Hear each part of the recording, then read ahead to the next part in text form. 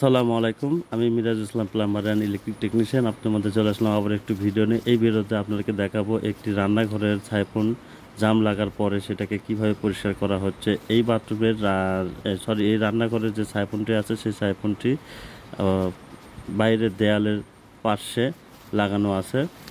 কারণ যে সোজা রান্নাঘর আছে তার নিচে রুম আছে, যার কারণে সেখানে ছাদ ফুটো করা যায়নি। ছাইপনটি বাইরে সেটিং করা আছে।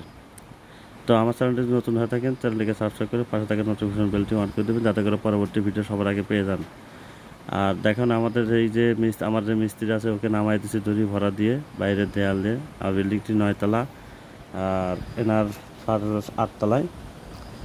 তো সেই রান্নাঘরের